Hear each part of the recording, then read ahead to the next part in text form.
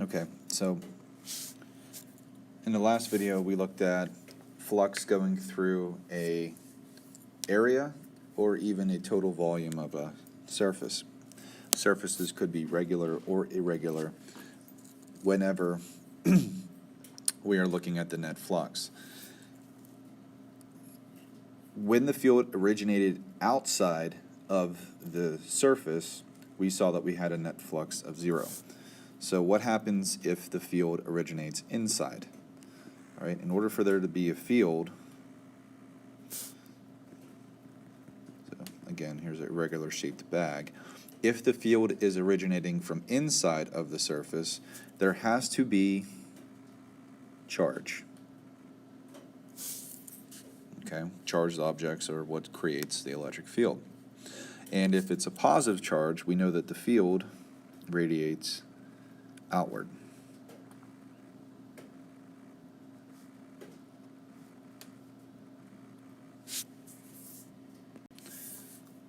Let's relate this to a sphere.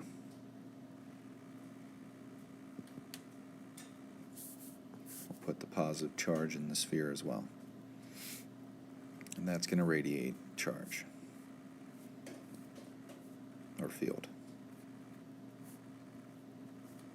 Okay. If we look at the sphere and all the little areas that are where we drew the electric field lines, what we would see is that the normal to each of those little DAs is always in the direction of the field. So if we took the integral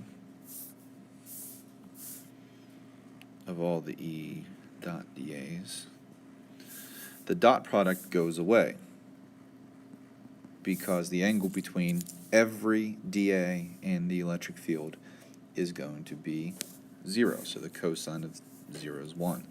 So we don't need the dot product anymore. And the vectors don't matter.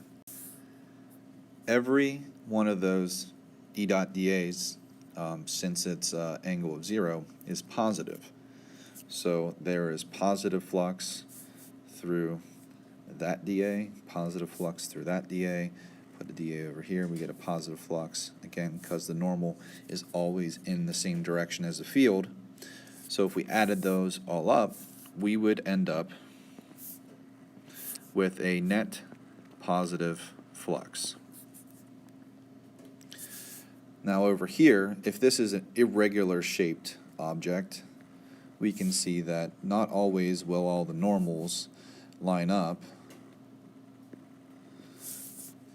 with the direction of the electric field. However, if we use this same concept, that the electric field is always exiting the surface, we know that there is going to be a net positive flux.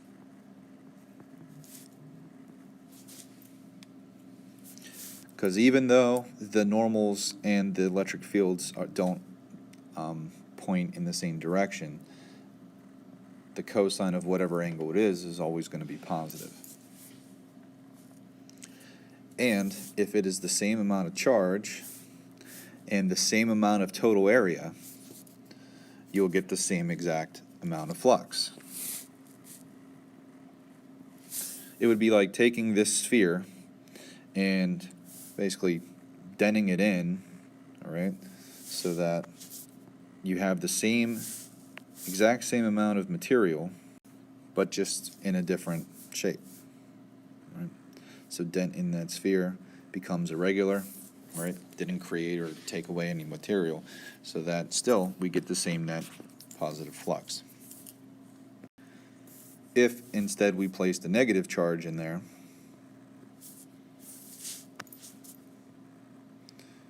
then we would get a net negative flux because all of those electric field lines would be pointing opposite the direction of the normal, and you get a negative dot product. If you place both charges that are the same amount of charge into the surface, then the net field will be zero, right? So that the net flux would be zero. If one charge was greater than the other, so here I have a positive Q and a negative 2Q, the net amount of flux would be proportional to the net amount of charge. So in this situation, we would have twice as many field lines going into this object than exiting. So you would get a net negative flux. So it's related to the net amount of charge that is contained within that space. And that is basically Gauss's law.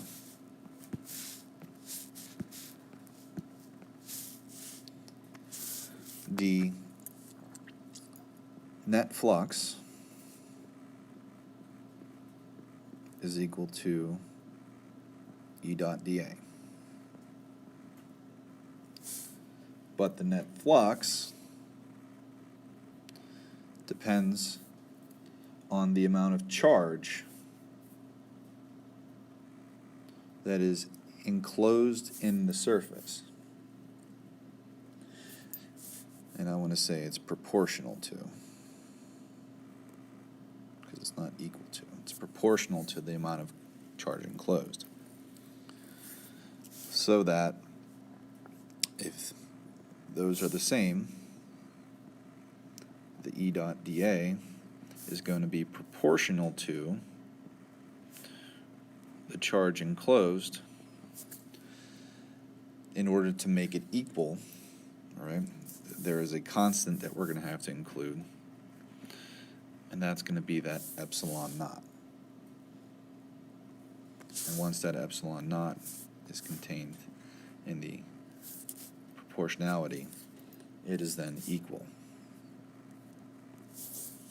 So this is the form of Gauss's law that we need to be most familiar with. However, that flux is still equal to both of those.